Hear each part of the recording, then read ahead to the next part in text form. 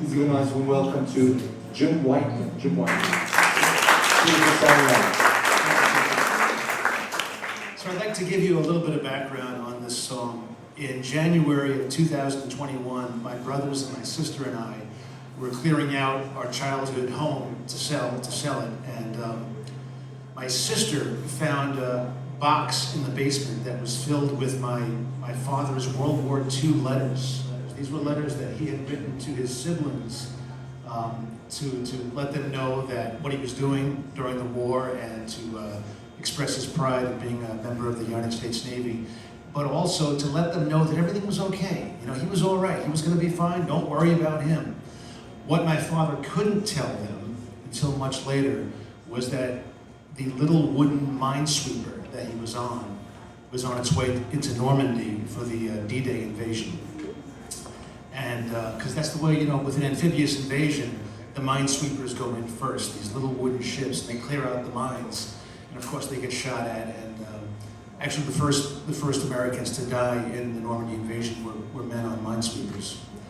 So we got these letters, and it was like, you know, what a gift. So my sister built this wonderful website where she excerpts the letters, and she also had excerpts from my brother's book. My brother had written a book about my father's World War II service. And so the book was written and the website was made, so what was left for me was to write a song. So I have a song here. I wrote this week, so it's still very new. So here we go.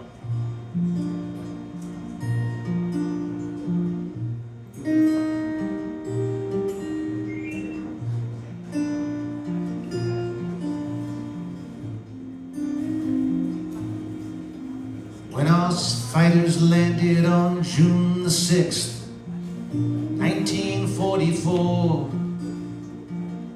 iron men on wooden ships were there the day before.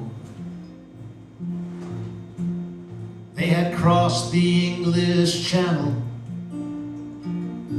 to begin the Great Crusade. The fight would be in Normandy, and minesweepers led the way. Though these iron men were flesh and blood, they needed nerves of steel to do what they were trained to do in the enemy's minefield. You see, these sailors knew they might not ever make it home again, but they were mindful of their motto: where the fleet goes, we have been. Meyer Levitt was the yeoman, Kelly was the chief. There was Quartermaster Starkey and Machinist Ed McKee. Gene Fisher was the gunner. There was Smitty, Doc, and Duke. My father was the signalman. He was 22.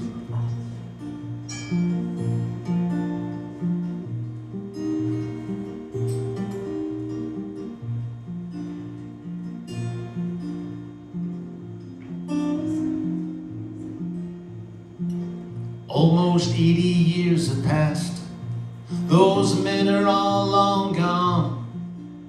When we found my father's letters, we knew their story must live on.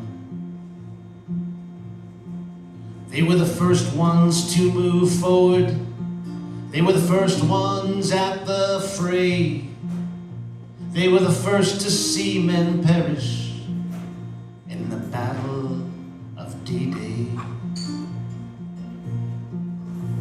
Sometimes when I'm alone at night, I think about those men,